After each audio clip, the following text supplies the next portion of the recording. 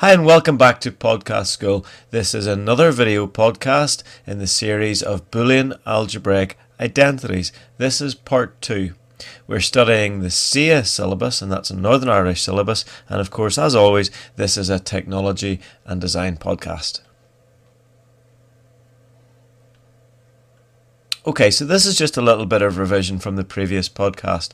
We saw that there were 4 Boolean additive identities. And we saw that a plus 0 equaled a plus 1 equals 1, a plus a, strangely, equals a, and a plus a bar equals 1. Now, I've said plus there that entire time, okay, because of the plus, obviously. But that really reads a or 0 equals a or 1 equals 1, a or a equals a, and a or a bar equals 1. And if that doesn't mean anything to you whatsoever, then the chances are you haven't seen the previous podcast, so you need to go back and review that one. We're going to look at the multiplicative identities today. So we're going to find out what a times 0 is.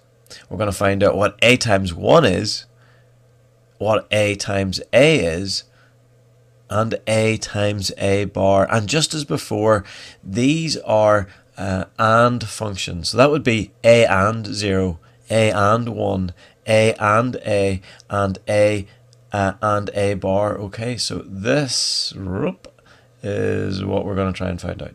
All right.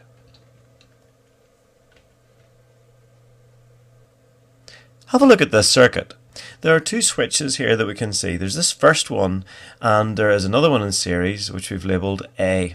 Now, the first one is open. In other words, it's a 0. It always is that. And the second one, well, it looks a bit like a capacitor, but don't get confused. It's not a capacitor at all. It's just symbolising that A can be either open or closed. All right? Now, if A were closed, say, and this first one were to be open, then the output would still be a 0, wouldn't it? Because there's no way that the electricity can flow through this open switch. If A were closed, then the same would also be true.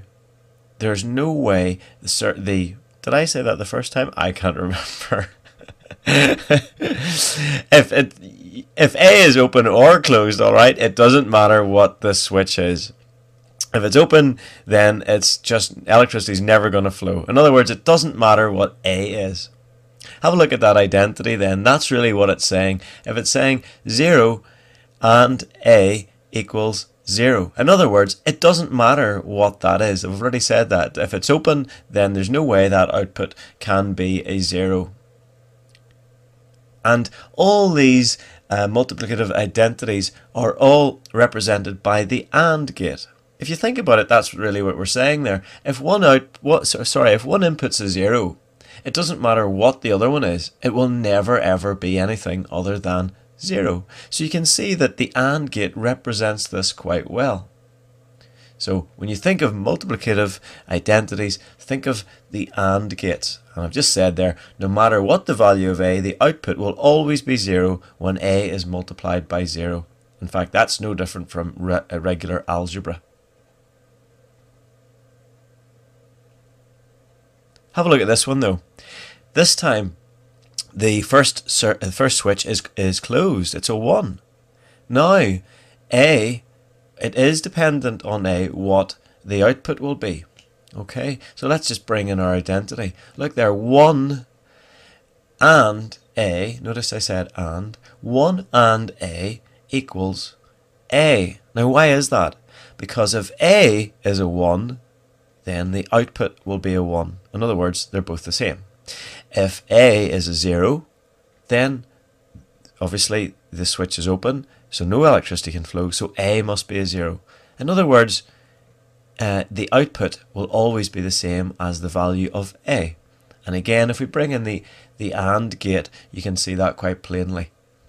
I've said there, no matter what the value of A, the output will always be A when A is multiplied by 1. No different from regular algebra. And that's our second multiplicative identity. Next one, have a look. There are 2 again, but both are this weird switch arrangement where either it can be open or closed. So this one is going to be A times A, or A and A. What's it going to equal though? Well, if they're both 0, then the output's 0. If they're both 1, then the output is 1. In other words, A and A will always equal A. Okay, now that's obviously different, because you would think in regular algebra that it would be A squared, and that's what I've said there. But obviously we don't have A squared in Boolean algebra, so we just have A. That's quite, if you just think of it in terms of the circuit, this stuff is easy. If you begin to get too bogged down in the identity itself, you can easily become confused. So what I do is I always think of the circuit. And again, you can represent that just with an AND gate with its inputs tied together. And I said there that the product of a Boolean quantity and itself is the original quantity, since 0 and 0 equals 0, and 1 equals 1. So that's our third algebraic multiplicative algebraic identity. This is the fourth and final identity for today. Have a look at this one. Here we have again two switches. Again we have this funny symbol representing one thing or the other. But the second switch in series is A bar, or the complement of the first. What do you think is going to happen here? Well, if A is 0, then A bar is a 1. Nevertheless, if A is the 0, then if A is 0, then the output will always be 0. But if A is a 1, well then this time A bar is a 0, so again the output is 0. In other words, A and A will always equal 0. Okay, you can see that the circuit, or sorry, the symbols there show that A is at one input and A bar is the other. So A bar will always equal 0. And I've said there that the product of a Boolean quantity and its complement will always be 0, since 0 and 1 is 0, and 1 and 0 is 0. Okay, so that's our fourth and final identity for today. So to recap, we have our additive identities, which we talked about at the beginning and what was discussed in the last podcast. And now we have four more. A and 0 equals 0. A and 1 equals A. A and A equals A. And A bar equals 0.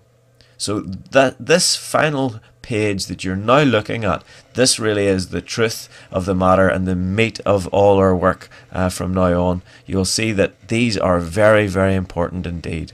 Okay, go back if you've missed anything. Remember, check the PDF notes. You can have those, those are in the feed, so if you don't have those, print those out.